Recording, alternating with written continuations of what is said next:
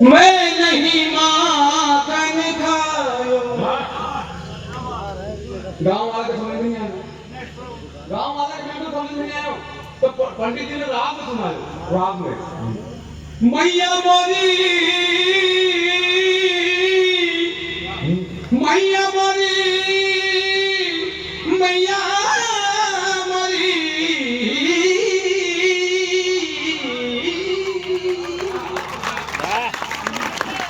मैया मैया मोरी, मैया मोरी, मैया मोरी। गाँव वाला का समझ में आया। एक बुजुर्ग दादी देख कर रोने लगी, तो पंडित जी को ध्यान दादी पे गया, तो उन्होंने हारमोनियम उधर कर दी। मैया मोरी, मैया मोरी, रात को रही मैया मोरी करते दादी माँ के रोते रोते। सुबह उठ के दादी माँ को प्रणाम किया। दादी माँ, पूरे गांव में आप अकेले ऐसी महिला हो जो मेरे भजन को समझी, वरना गांव वाले तो मेरे भजन को कुछ भी नहीं समझे। तो दादी माँ कहने लगी, बेटा भजन तो ठीक है, भजन तो ठीक है, बढ़िया की यही बीमारी मेरे बकरे को थी।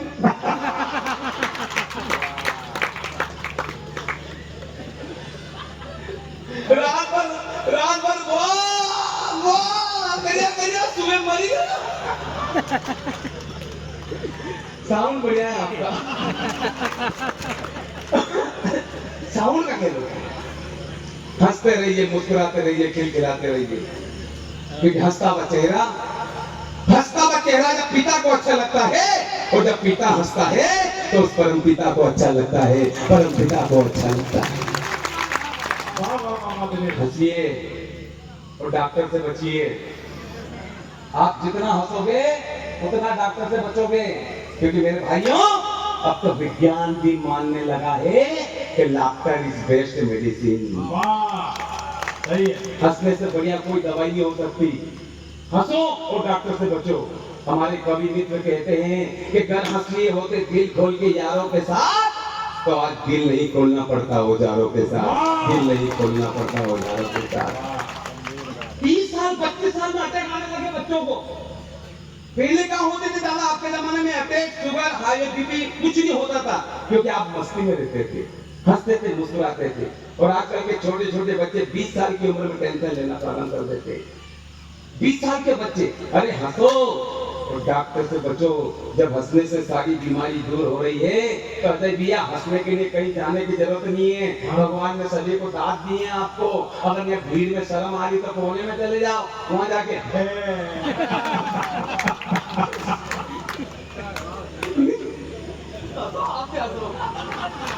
हंसने से सारी बीमारी दूर होती। भगवान कसम, आदमी जितना हंसता है उतना डॉक्टर से बचता है। सारी बीमारी खत्म हो जाती है हंसने से, हैं?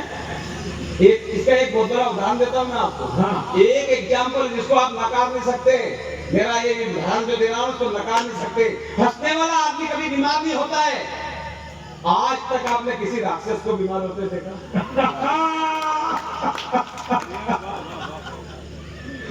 कोई राक्षस बीमार नहीं हुआ।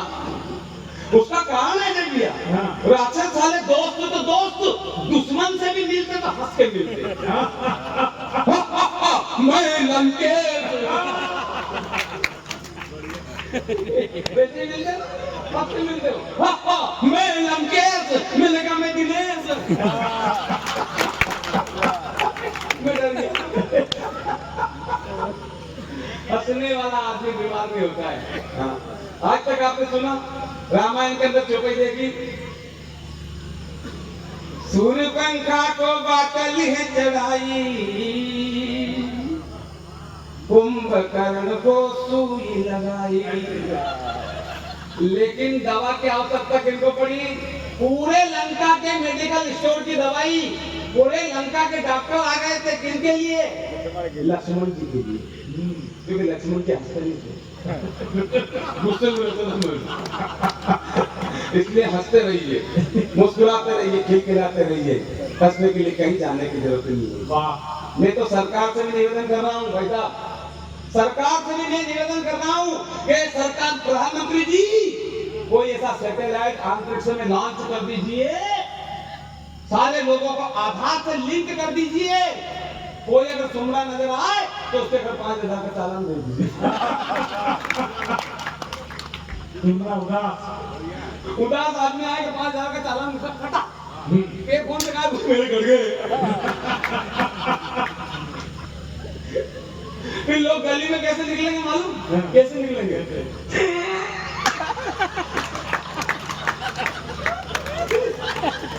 क्या बात है, माइक गिर गया।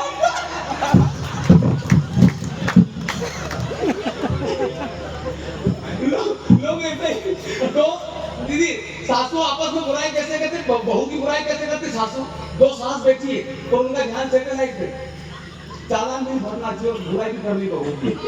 कैसे करती?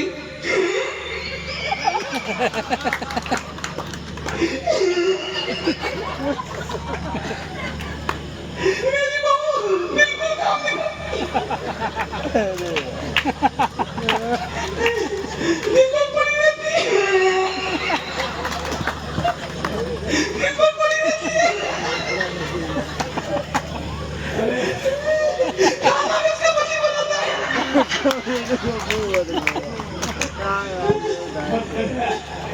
नहीं बस क्या करो दादा, चालान में करके स्थिति यही होती। अच्छा कोई मर गया वहां पर लोग बैठने के लिए जाते हैं।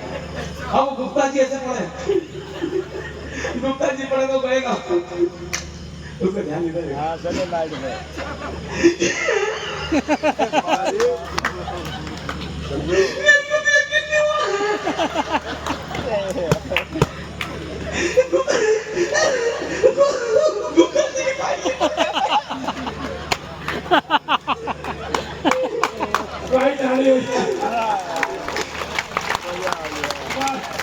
मनवीर भैया का फोन आया, हंसते हुए फोन आया उनका, हंसते हुए उनका, भैया सुना आपने? सुना आपने? दुकान गए तो मैं अपना स्कूटर उठा के किधर आया, भगवान क्या अब वो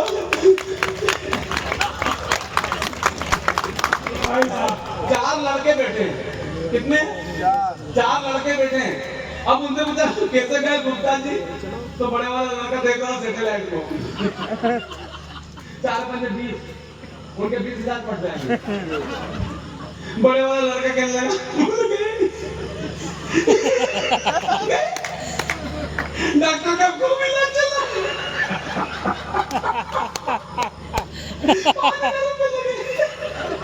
5 लाख रुपए लगे। डॉक्टर ने हार्ट का ऑपरेशन किया, ऑपरेशन करने के बाद जैसे लाल बत्ती जली, आप समझ गए? लाल बत्ती जली समझ गए,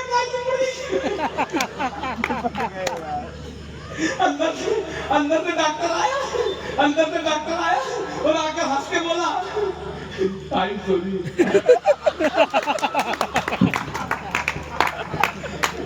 डॉक्टर को मालूम 5,000 रुपए पड़े। अच्छा ये त्रेता युग में भी होता सैटेलाइट, त्रेता युग में लगा, त्रेता युग में सैटेलाइट लगा, त्रेता युग मतलब राम जी के जमाने में सैटेलाइट लगा। भगवान श्री राम जी ने कुंभकर्ण को मार दिया। अब कुंभकर्ण को मार दिया तो खबर लेकर रावण के पास हो गया और रावण से जाके कहने लगा महाराज की जय हो, ऐसे बोलते महाराज की जय हो, महाराज एक दुखद खबर है महाराज, लेकिन वो खबर महाराज मैं आपको हंस के सुनाऊंगा। रावण ने कहा हंस के सुनाओगे?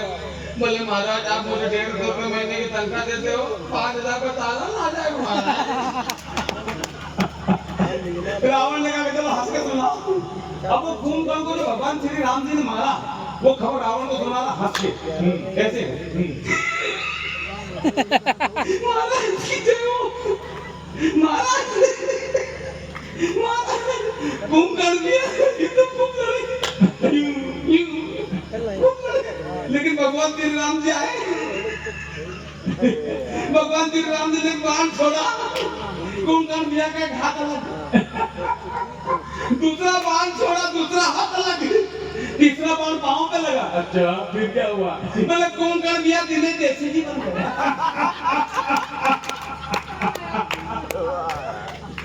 हंसते रहिए, मुस्कुराते रहिए। अरे एक बार पूरा सदन दोनों हाथ मिलाकर इस अद्भुत कलाकार के लिए तालियां दे। वाह वाह वाह वाह वाह वाह। हंसने के लिए कहीं जाने की जरूरत नहीं है। हंसते रहिए, मुस्कुराते रहिए, खिलखिलाते रहिए, क्योंकि हंसने से मेरी बहनों जी, जी, मेरी बहन, हम जब सेल्फी लेते हैं ना, सेल्फी जब लेते हैं, आपने देखा सेल्फी जब लेते हैं तो चेहरा कैसा बनाते हैं मालूम? एक फोटो को खूबसूरत बनाने के लिए हम मुस्कुराते हैं। अगर आप घर के अंदर मुस्कुराओगे तो आपका घर स्वर्ग बन जाएगा, घर स्वर्ग बन जाएगा। शेक्सपियर ने बहुत अच्छी बात कही है दादा, कि हंसाने वाला व्यक्ति कभी स्वर्ग में नहीं जाता, बल्कि वो जहाँ खड़ा हो जाता है उसी को स्वर्ग बना लेता है, उसी को स्वर्ग बना लेता है। तो आज से हम कोशिश करें घर के अंदर एक माहौल बनाएं, टेंशन लेने की जरूरत नहीं है। धारा 370 क्यों हटी? धारा 370 हटने का कारण क्या रहा? धारा 370 इसलिए हटी क्योंकि साउंड बढ़िया था।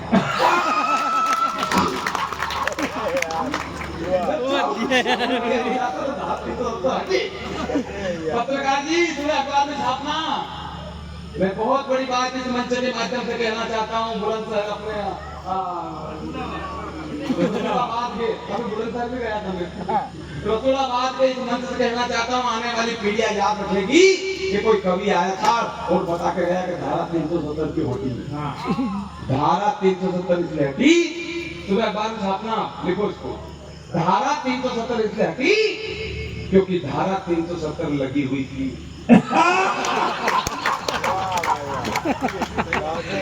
लगी नहीं होगी तब धारा 370 रखने का कारण कोई भी हो, आप किसी भी पार्टी के हो, पार्टी के दुशाले निकाल के फेंक देना, पार्टी के चश्मे निकाल के फेंक देना। कोई अगर अच्छा काम करता हो तो उसका समर्थन किया कीजिए, चाहे वो किसी भी पार्टी का हो। अच्छा काम करता हो तो उसका समर्थन किया कीजिएगा, और कोई गलत काम करता हो तो उसका विरोध किया कीजिएगा। यही लोकतंत्र की परिभाषा है। जिंदाबाद। धारा 370 हटी तो वो महबूबा मुफ्ती ने कहा था तिरंगा उठाने वाला नहीं मिलेगा। धारा 370 हटी तो तिरंगा उठाने वाला नहीं मिलेगा। मैंने कहा महबूबा जी, ऑपरेशन सिंधु की ताकत देखी है आपने? सोचा और उनको गई थी ना वो लेकर, ये मेरी बहनें गई थी, 2 बहनें गई थी, देखी ताकत आपने? इतना कहना चाहता हूं इस मंच से कि तेरी हर उम्मीद, तेरी हर उम्मीद, हर आस रोक लेंगे, तेरा हर विकास रोक लेंगे। हर अभी तो रोका है केवल हमने पानी, तेरी यही हरकतें रही तो तेरी सांस रोक लेंगे, सांस रोक लेंगे। भारत माता की हिंदुस्तान की ताकत है, क्योंकि बखान करूं क्या भारत माँ का, गुणगान करूं क्या भारत माँ का? मेरी भारत माँ की माटी का अंदाज ही निराला है। ओ भैया,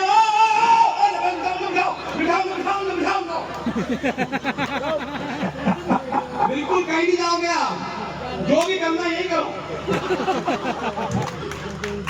कहीं नहीं जाना। बखान करूं क्या भारत माँ का, गुणगान करूं क्या भारत माँ का? मेरी भारत माँ की माटी का अंदाज ही निराला है। हिंदू, मुस्लिम, सिख, ईसाई सबको अपने आंचल में पाला है, सबको अपने आंचल में। इतनी कौम, इतने धर्म के लोग किसी अन्य मुल्क में आपको नहीं मिलेंगे जो भारत माँ ने अपने आंचल में समेट कर। क्या बात है दिनेश।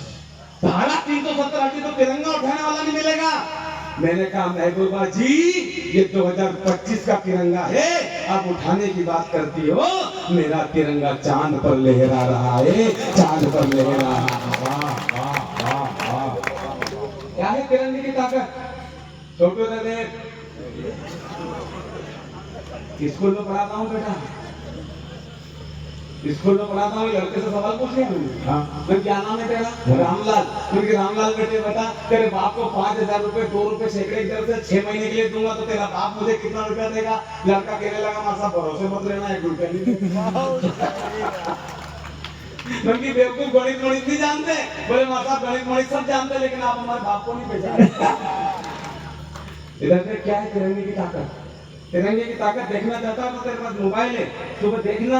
आज से 1 वर्ष पुराना एक वीडियो पड़ा है यूट्यूब पे, जिसमें कहा गया, तिरंगे के बारे में कहा गया था, रूस और यूक्रेन का युद्ध प्रारंभ हुआ था तो रूस के राष्ट्रपति पुतिन और यूक्रेन के राष्ट्रपति जेलेंस्की ने स्पष्ट शब्दों में अपने सिपाहियों से ये कह दिया था कि जिस बिल्डिंग पर तिरंगा हो, जिस वाहन पर तिरंगा हो और जिसके हाथ में तिरंगा हो, उसकी तरफ नजर उठाकर भी मत देख लेना। वाह वाह वाह वाह वाह वाह वाह वाह, क्या बात है दिनेश। वो जलवा क्या भाई, तो मैं बताऊं आपको, तिरंगे को लेकर जो लोग कहते हैं ना, वो लोग भी तिरंगा लेकर निकले। भारत माता की जय, भारत माता की जय।